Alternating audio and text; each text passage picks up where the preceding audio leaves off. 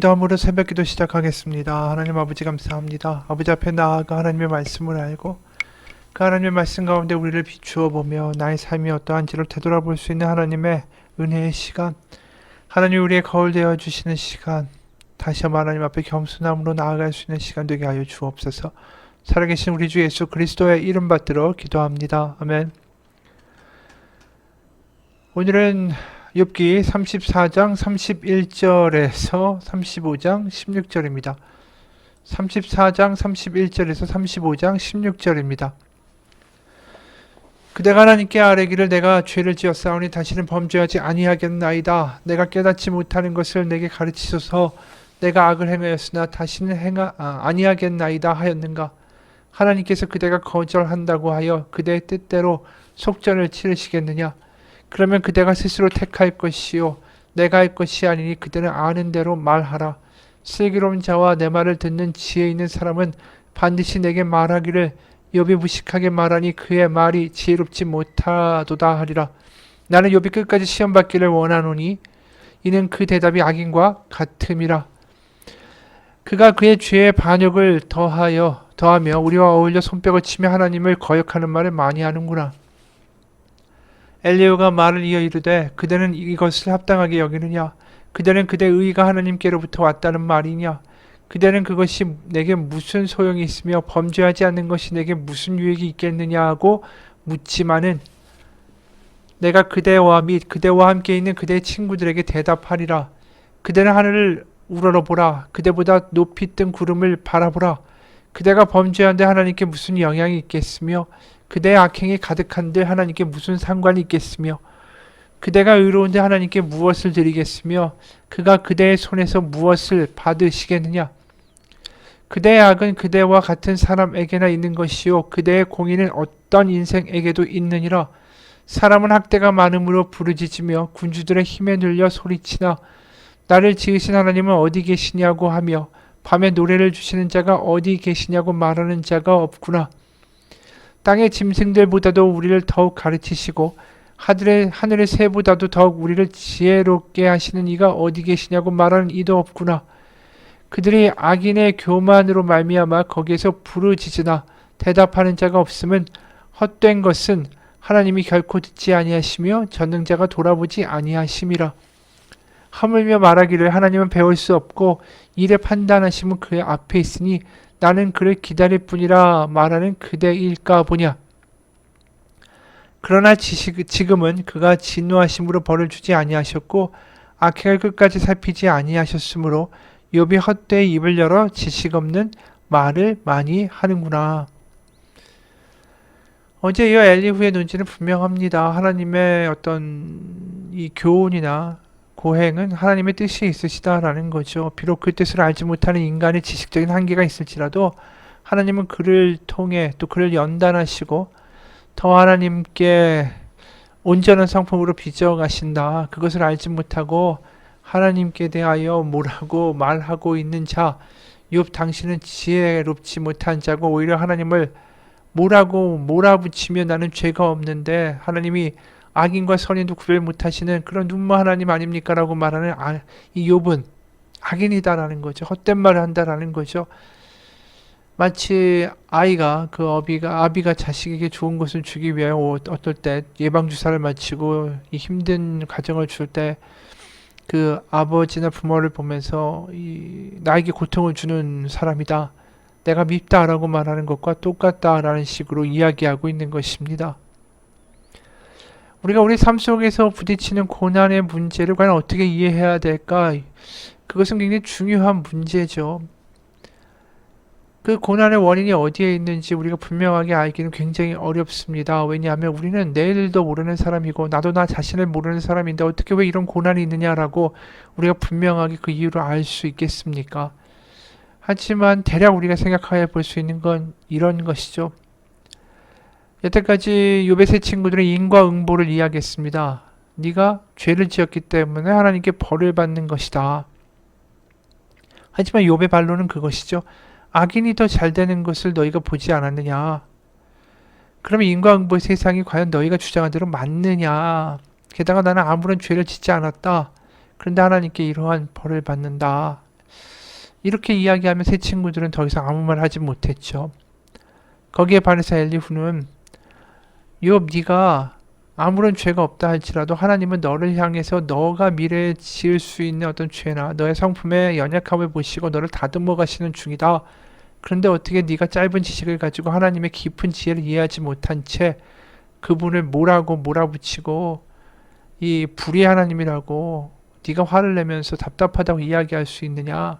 너는 악하다. 이렇게 이야기하는 것입니다. 우리가 겪는 이 고난의 문제가 이 엘리후의 말대로 하나님이 우리를 빚어가시는 과정일 수도 있어요. 왜냐하면 하나님이 우리가 원하는 대로 어떻게 보면 응답하지 않고 움직여 주시지 않기 때문에 우리가 그 과정 가운데 하나님이 안 계신 것 같기도 하고 하나님이 우리를 내버려 두시는 것 같이 느껴질 때도 있죠. 하지만 그 과정을 통해서 우리가 결국 빚어지는 과정을 겪으며 신앙의 성품에 그 단련과 고향을 얻게 되는 것은 맞습니다. 실제로 출애굽을 한 이스라엘 백성이 그 애굽의 품성이 그대로 남아 있었죠. 출애굽을 했지만 여전히 이 육신은 애굽 땅을 벗어났지만 마음과 생각은 여전히 애굽에 물들어 있는 사람들이었습니다. 그러니까 출애굽을 한 이후에 바로 금송아지를 만들고 애굽에서 보았던 신의 모습을 만들고 이것이 여호와다. 그들이 숭배하고 절하고 춤추었죠.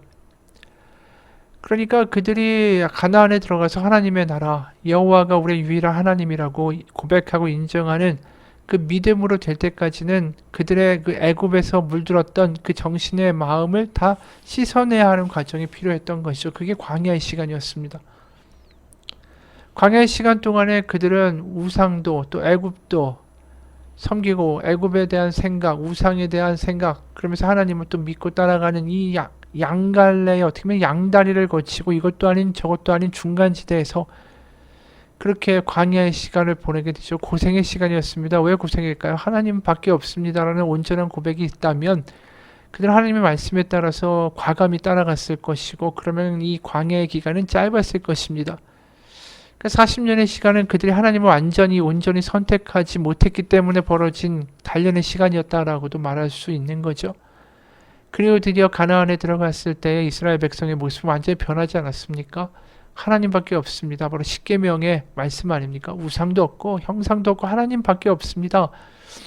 그 고백을 가슴 깊이 고백하게 된 이스라엘 민족은 요단강을 드디어 건너가게 되고 홍해에서 뒤에 애굽의 전체 부대가 오고 앞에는 홍해가 막혀 있어서 이제 어떻게 하느냐, 왜 우리를 이렇게 끌고 와서 여기서 죽게 하느냐라고 말했던 그 선조들의 모습과는 달리 요단강을 건너갈 때 법궤가 먼저 지나가고 그 뒤를 정말 말씀 가운데 하나님이 하시리라는 생각 가지고 요단강을 과감히 건너가는 이스라엘 민족을 보게 되고 옛날의 사고방식이었다면 도저히 행하지 않았을 여리고를 그렇게 법궤를 앞세우고 뱅글뱅글 돌면서 무너지리라라고 믿음 가운데 행할 수 있는 그 모습도 그들이 광야에서 단련된 시간들이 있었기 때문이죠. 하나님이 옳습니다. 하나님밖에 없다라는 분명한 믿음의 단련의 시간이 있었기 때문이다라는 걸 부인할 수가 없습니다.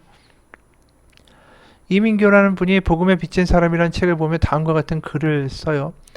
하나님께 쓰임 받으려면 꽤 긴 과정을 거치는 것 같다. 내가 중국의 두부 기계를 구입하러 갔을 때 사장님이 두부의 인생 철학이 깃들어 있다라는 이야기를 해줬는데 너무 인상적이었다.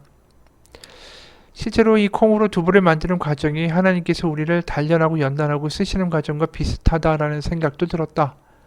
먼저 유통 과정에서 더러워진 콩을 깨끗이 씻어야 한다. 바로 죄악된 세상에서 더러워진 우리를 죄사함과 세례로 깨끗하게 하시는 것이 이것 아닐까?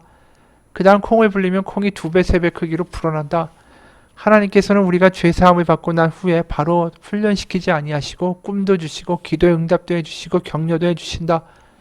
그럼 우리는 간혹 무엇이 된 것처럼 우쭐해지기도 한다. 그런 하나님께서는 때가 되면 우리를 하나님의 사람으로 빚기 시작하신다. 다음은 콩을 가는 과정이다. 콩을 갈듯이 우리의 자아를 갈아서 겸손하게 낮추신다.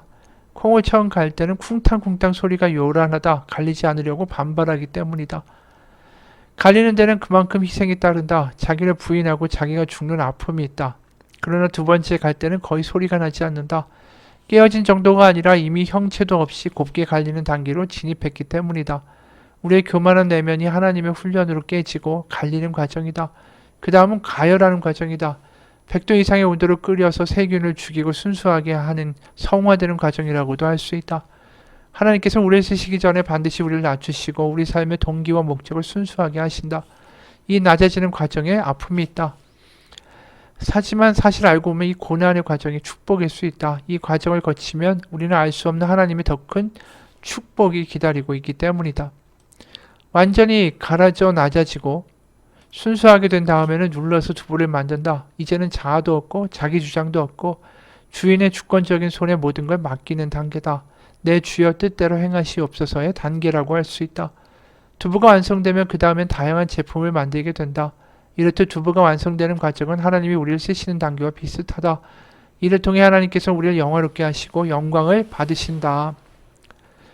성경에서 말한 것처럼 단련의 시간이 있다라는 거죠. 고난의 시간이 있다라는 거예요. 그리고 실제로 아브라함을 보게 되면 아브라함이 하나님의 약속을 믿고 믿음대로 가는 것 같지만 계속해서 그 자신의 청지기를 후계자로 세울까, 이스마엘을 후계자로 세울까, 하나님이 분명히 이 자식을 주고 큰 민족을 이루겠다라고 하지만 그 말씀을 믿지 못하고 흔들리는 모습을 계속 보여주죠. 그리고 아내를 누이라고 속이는 일을 2번이나 저지르고, 그러니까 자신이 하나님을 온전하게 믿지 못하니까 자꾸만 갈팡질팡하고 두려워하고 다른 방법을 찾고, 그러다 어떤 일이 벌어집니까? 스스로 만든 함정에 스스로 빠지죠. 어떻게 보면 하나님의 말씀을 우직하게 믿고 따라갈 수 없었기 때문에, 불안하기 때문에, 내 생각이 있기 때문에, 내 판단이 있기 때문에, 내 자아가 분명하기 때문에 스스로 만드는 어떤 함정 가운데 스스로 걸어가며 고난에 빠질 때가 많다라는 거죠. 출애굽의 40년의 시간도 하나님이 그렇게 하라고 만들어 놓은 예정의 시간이 아니었어요. 그들이 스스로 불안하고 자신의 생각과 판단으로 보기에 이게 아니니까 자꾸만 갈팡질팡하다 보니까 스스로 만든 함정 가운데 빠져서 헤매게 된 과정 아닙니까? 그러니까 내 자아가 죽는 과정, 내 생각이 죽는 과정, 하나님이 절대적으로 옳다라는 항복으로 나아가는 과정 가운데는 스스로 만든 함정에 자기가 스스로 들어가는 고난의 시간들이 항상 존재한다라는 거죠. 내가 죽기까지. 그러니까 어떻게 보면 이 모습을 하나님이 일부러 그 단련하시기 위해서 그를 사랑의 매로 치시고 고난을 겪으러 하고 일부러 이렇게 만들어 놓으신다라고 말하기보다는 스스로 만들어가는 어떤 함정, 그리고 내 스스로의 판단, 어떤 내가 하나님을 확실하게 믿지 못해서 내 스스로 어떻게 보면 만들어가는 실수들, 이런 것들 가운데 이 고난을 스스로 자처할 때가 많은 거죠. 근데 이제 엘리야는 그 모든 것들이 하나님이 너를 단련하기 위하여 만들어주시는 사랑의 매라고 말하고 있는 것입니다. 그러니까 이게 사랑의 매라고 말하는 것도 사실은 굉장히 이상한 거죠. 어제 이야기한 것처럼 하나님이 눈을 부라리고 우리가 잘못하기만 하면 그냥 몽둥이로 치려고 그렇게 기다리시는 하나님처럼 만들어버리고 있으니까 말입니다. 사실 가만히 보면 하나님이 그렇게 우리를 사랑의 매로 치기를 원하신다기보다 스스로 만든 함정에 스스로가 빠져서 허우적거릴 때에 하나님이 항상 구해주셨어요. 이스라엘도 스스로 만든 함정에 빠져 있을 때에 하나님이 광야에서 그들을 버린 것이 아니라 그때마다 마음을 돌이켜 그들을 이끌어 주셨죠. 만약에 그렇지 않았다면 광야에서 그들은 다 굶어 죽고 말라 죽고 다른 민족의 공격에 의해서 아마 다 사망했을 거예요. 하나님이 끝까지 포기하지 않으셨죠. 아브라함도 마찬가지예요. 계속해서 실수로 연발하고 거짓말하고 불안하고 걱정되니까 자기 방법과 자기 생각과 자기 수단으로 계속 대응해 나가죠. 그런 위기 가운데 하나님이 그를 포기하셨습니까? 끝까지 포기 안 하고 그를 데리고 끝까지 가신 거죠. 이삭을 바칠 때까지. 그러니까 엘리후는 굉장히 하나님을 좀 무섭게 만들고 있는 거예요. 하나님이 그렇게 사랑의 매를 치시는 분이라면 그걸로 우리를 훈계하고 우리를 바른 길로 가지 않으면 훈육하는 무서운 분이기만 하다면 예수 그리스도가 이 땅에 오실 이유가 뭐가 있겠어요? 어떻게 보면 하나님은 악을 만드시는 분도 아니고 우리를 일부러 그렇게 정해진 몇 년 동안 고생해야 된다. 이걸 지나야만 너는 반드시 옳은 길에 갈 수 있다. 이 길을 가야만 해. 고난을 겪어야만 해. 이런 식의 하나님은 아니라는 거죠. 그리고 또 다시 우리가 또 다른 고난의 측면 하나 더 볼 수 있는 게 스스로 자승자박으로 가는 길이 하나 있다면 또 다른 고난의 이유는 악 때문입니다. 이 세상에 존재하는 악 때문이에요. 우리가 요셉을 보면 요셉의 고난이 자신의 어떤 자승자박의 결과입니까? 아니죠. 요셉이 보디발의 아내한테 누명을 쓴 것이 자기가 스스로 만든 함정에 자기가 자기 욕심을 가지고 살다가 빠져버린 것입니까? 아니라는 거죠. 요셉이 바닥까지 떨어지는 모든 과정이 일련의 과정을 보게 되면 그가 억울하게 당한 일들이 너무 많아요. 그가 하나님 가운데 분명히 머물렀고 하나님이 살아계시다라는 것도 알았는데도 불구하고 그가 바닥으로 점점 내팽겨쳐질 때 그 사람을 단련하기 위해 하나님이 그렇게 하신 걸까요? 나중에 보면 그렇게 바닥까지 떨어지지 않았으면 감옥에 가지도 못했을 거고, 감옥에 가지 않았으면 관리들을 만나지 못했을 거고, 관리들을 만나지 못했으면 일개 히브리인 노예가 어떻게 파라오를 만날 수 있습니까? 감히. 그러니까 이 모든 과정이 결국은 적합한 때에 파라오를 만나게 되는 계기를 가져오는 과정이었고, 그 과정 가운데 결국은 요셉은 총리 대신이 되고, 그래서 그 일가를 가뭄이 일어서 죽을 수밖에 없는 가나안 땅에서 다시 애굽으로 데려오게 되는 그런 하나님의 뜻을 수행하게 되는 계기가 된 것이죠. 그러니까 이게 요셉의 잘못 때문이다라고 말할 수가 없다라는 거예요. 이게 지금 일어나는 악들이 하나님의 더 큰 계획을 이루기 위하여 우리 가운데 주어지는, 우리가 처하게 되는 모습이기도 하다라는 것이죠. 신약 성경에도 마찬가지예요. 사도 바울의 12제자들을 보게 되면 그들을 다듬기 위해 하나님이 그렇게 일을 하셨는가? 아니죠. 그들은 세상의 악과 싸우다 보니까 세상의 권세와 정세와 우상과 돈과 어떤 세상의 무력들과 싸우다 보니까 순교도 하게 되고 고난도 당하게 되고 그런 일을 당하게 되는 거죠. 그러니까 세상에 악은 존재합니다. 거기서 하나님의 일을 해 나가다 보니까 그런 악과 부딪히면서 깨어지고 고난당하는 일들도 생긴다라는 거죠. 이게 다 하나님이 원하셔서 그렇게 된 걸까요? 아니죠. 악과 싸우다 보니까 그런 일들이 벌어진 거 아니겠어요? 이게 좀 다른 이야기지만 우리가 세상을 살아가면서 먹고 살기 힘들죠. 부부들이 맞벌이를 해야 되고, 옛날에는 가장만 돈을 벌어오면 됐는데 이 부부들이 맞벌이를 해야만 먹고 살 수 있는 상황이 되어버리고, 그러다 보니까 세상 속에서 얼마나 일하다 보면 스트레스를 많이 받아요. 그러다 보면 집에 오면 여전히 돈에 쪼들리고 몸은 힘들고, 그러다 보면 서로 낭만적인 부부가 아니라 힘이 드니까 집안일 가지고도 어느 순간 짜증이 생기기 시작하고, 그러다가 싸우기 시작하고, 그러다 보면 아이들이 그 부부싸움을 하는 부모를 보면서 마음의 상처를 입게 되고, 그러다가 이혼도 하게 되고, 이 비극적인 일이 발생한다라는 거죠. 이게 다 하나님이 우리를 다듬어 가시는 과정이라고 말할 수 있을까? 아니라는 거죠. 아마 예수님이, 하나님이 이 세상을 보시면서 그런 세상을 한탄하시겠죠. 부익부 빈익빈이 되고 돈이 없으면 안 되는 세상, 갑질이 당연한 세상, 돈이면 다 되는 세상을 하나님이 오히려 더 저주하길 원하시지 않을까요? 왜냐하면 사탄과 만몬, 돈의 힘이 세상을 막 잡고 휘두르면서 하나님의 자녀들을 질식시키고 죽여가는 모습이 그것이기 때문이죠. 그래서 세상의 그 만몬과 돈과 우상과 정사와 권세의 힘에 하나님이 아들을 보내셔서 십자가에 그 아들을 죽이심으로 오히려 그들을 심판하는 그런 일들이 벌어지게 된 거 아닙니까? 그러니까 하나님이 어떻게 보면 우리 가운데 믿는 자들이 겪는 고난은 그 악과 싸우는 과정 가운데 예수 그리스도가 십자가에 못 박혀 죽으신 것처럼 여전히 악이 있는 세상 가운데 십자가를 따라 살다 보니까 겪게 되는 고난이 있다라는 거죠. 우리가 물론 그런 말을 할 수 있어요. 왜 하나님을 믿는데 악은 도말되지 않고 여전히 악은 세상에서 떵떵거리고 예수를 믿는 사람들은 여전히 순교하고 고난을 겪어야 하는가? 그 이유는 우리가 분명하게 알 수는 없지만 한 사람이라도 더 구원받고 되돌아올 때까지 하나님이 기다리신다라고 밖에는 말할 수 없는 거죠. 그 과정 가운데 예수님을 따르는 사람들은 똑같이 예수님처럼 고난을 받는 일들이 벌어진다라는 거예요. 그러니까 오늘 엘리후의 말이 굉장히 편협하고 협소한 이야기를 한다는 걸 다시 한번 느끼게 되는 거죠. 엘리후는 너를 다듬어 가시고 네가 나중에 잘못된 길로 갈까봐 하나님이 다 아셔서 너를 지금 다듬어 가시는 거야. 그런데 왜 네가 그걸 모르고 자꾸만 하나님에게 뭐라고 해? 그러니까 엘리후의 사실은 이해 역시 굉장히 단편적이라는 거죠. 우리에게 주어지는 고난은 악 때문일 수도 있고 내 스스로가 만들어서 내가 빠진 함정 때문일 수도 있는데 그걸 다 하나님의 사랑의 매라고만 이야기하니까 엘리후의 이야기는 굉장히 편협하다라는 거죠.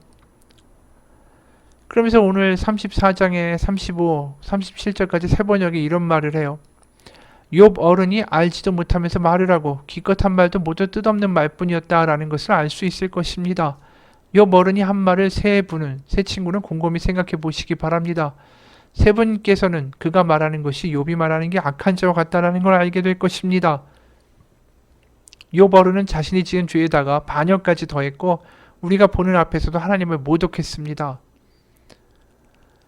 그러니까 지금 욥도 비난하죠. 그리고 세 친구들도 왜 욥은 죄인인데 욥에 대하여 올바르게 교훈하고 말하지 못하는가. 세 친구도 비난하고. 이게 참 엘리후도 교만한 사람이다라는 거를 알게 되죠. 사실은 지금 상황에서 비난받아야 될 건 누굽니까? 욥도 아니고. 왜냐면 하나님이 욥은 옳다고 하셨으니까 나중에 42절에 2장에 지금 비난받아야 될 건 사탄이죠. 사실 이러한 일을 모두 일으킨 건 사탄이니까.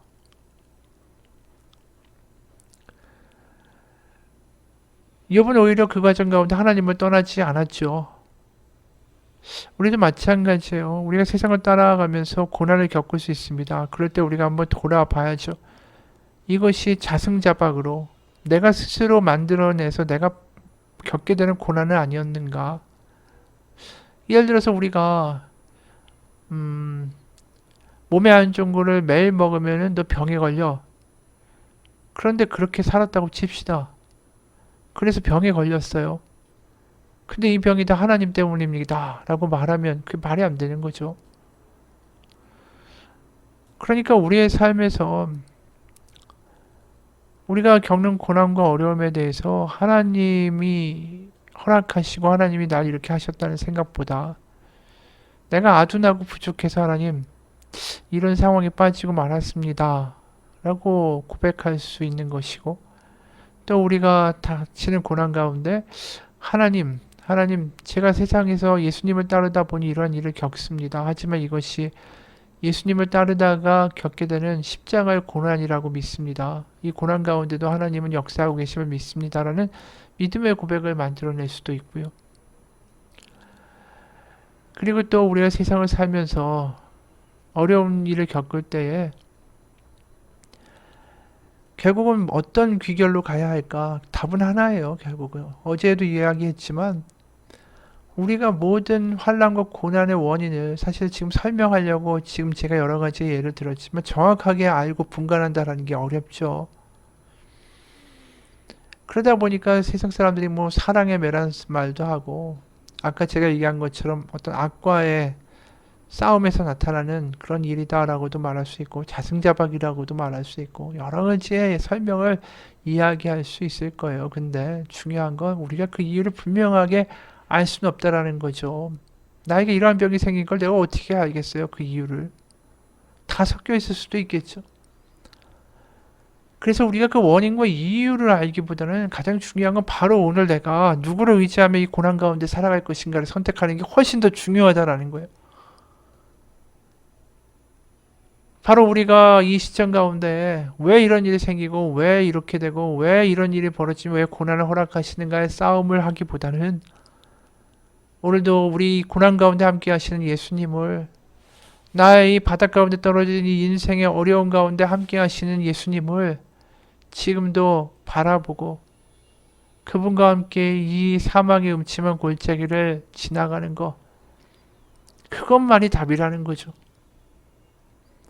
이유가 어찌되었던 하나님 이 어려운 시기를 오직 주님의 지팡이와 막대기를 바라보고 목자 되신 예수님을 바라보고 나의 고통을 아시는 예수님을 붙잡으며 지나갈 수 있기 원합니다. 그리고 그곳에 푸른 초장과 부활의 역사가 있음을 믿사오니 하나님 우리를 인도하여 주옵소서. 이것만이 우리가 해야 될 거라고 믿습니다. 기도하겠습니다. 하나님, 우린 부족합니다. 이유도 모르고 왜 이런 환난과 어려움을 겪는지, 왜 이런 경제적인 상황 가운데 빠지는지도 알지 못합니다. 하지만 하나는 분명합니다. 바로 이 어려운 시기에도, 이 어둠의 골짜기에도, 사망의 음침한 골짜기 가운데도 주님이 계시다라는 것입니다. 그것이 십자가의 의미입니다. 예수님은 이 땅에 구유라는 가장 하찮은 곳까지 내려오셨고 십자가라는 가장 비참한 곳에서 운명하셨습니다. 모든 고통을 겪으셨고 우리의 모든 상황을 아시는 우리의 구세주 하나님입니다. 이 시간 주님을 구합니다. 우리의 삶 가운데 이 지경 가운데 우리는 이유를 왜 모릅니다. 왜 이런 상황인지 하지만 바로 이 자리에 살아계신 하나님의 아들 예수님이 우리 앞에 계심을 믿사오니 하나님 손 잡고 이 어려운 시기를 지나가 하나님의 푸른 초장으로 인도하여 주실 것을 믿사오니 매일매일 주님만 바라보고 주님의 손잡고 나아갈 때에 하나님 먹이시고 고치시고 위로하시고 성령으로 충만케 하신 하나님의 역사가 경험되게 하여 주옵소서. 살아계신 우리 주 예수 그리스도의 이름 받들어 기도합니다. 아멘.